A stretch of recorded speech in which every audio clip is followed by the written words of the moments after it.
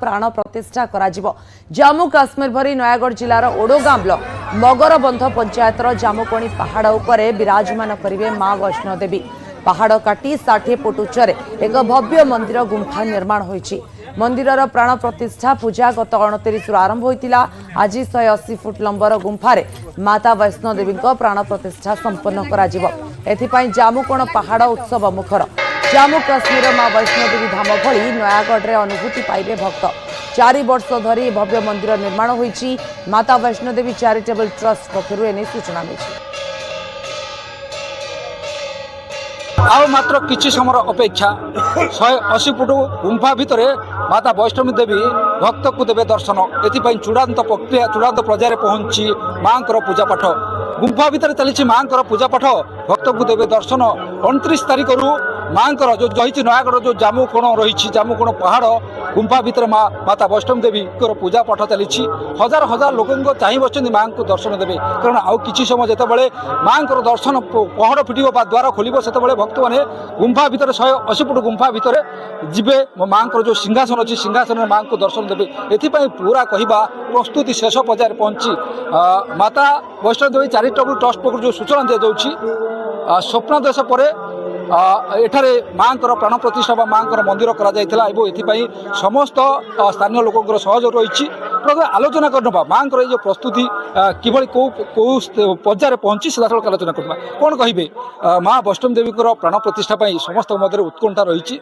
आउ कि समय मां गुंफा भितर दर्शन देवे ये जो प्रक्रिया कौन कहे कौन चली मंदिर भितर मंदिर भितर तो माँ एवं अवस्थान करेंगे। एवं ब्राह्मण मैंने आमर पूजा विधि में लगी माँ किसी समय पर दर्शन देवे भक्त को। आमे भी बहुत खुशी कि हजार हजार मात्रा भक्त आपेक्षा कर मार दर्शन आमे भी अपेक्षा करूँ। देखा से जगत जननी माँ रोटे आशीर्वाद कि आमे तार दर्शन आम पाइपरु कहीं ओडिशा रु जम्मू काश्मीर है बहुत दूर। आम गोटे माँ पाखे जाए दर्शन करने से 14 किलोमीटर पहाड़ आमको चढ़िया पड़ूला मार दर्शन जदि माँ आम पाखे पहाड़ चढ़िया पड़ो ना भक्त को हाँ से आमको पहाड़ चढ़ार अच्छी है आमको एत उच्चतार पहाड़ चढ़ार नहीं। आमको जब ओडिशा रे माँ आसूची आम पाख दर्शन देवाई तो सहीटा आम पाखे खुशी कथा ना। आम एत दूर को जावा मार दर्शन पाइबा सहीटा गोटे कष्ट थिला। एटा हुए तुम टिके खुशी खबर कि माँ आम पाखे आसूची। ठीक अच्छे आ गोटे कथा आप कहवा चैरिटेबल ट्रस्ट पक्ष जो माता वैष्णो चैरिटेबल जो सूचना दी जाए पूजा नीतिकांति हम माँ प्रतिष्ठा सर दर्शन देवे कौन सब व्यवस्था ग्रहण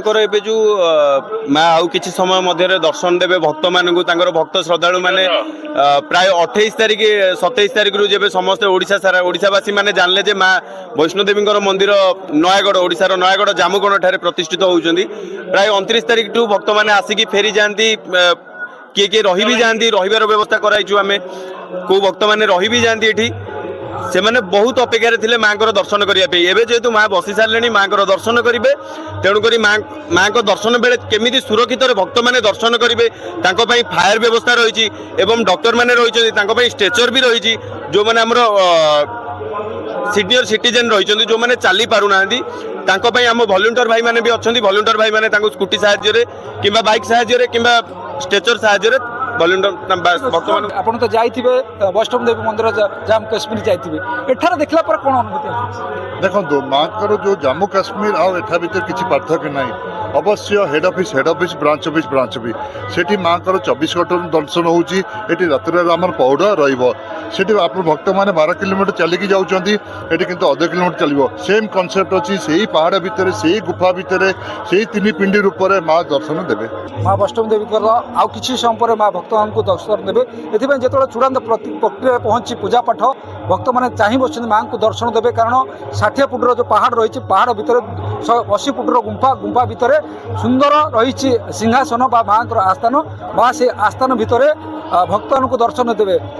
तेणुक चातक भली चाह बस श्रद्धालु भक्त मैंने नयागढ़ जामुकोण माँ वैष्णो देवी पीठ परिसर नवकिशोर मिश्र न्यूज 18 मीडिया। आसिला 2.5 लाख कोटी रेल बजेट।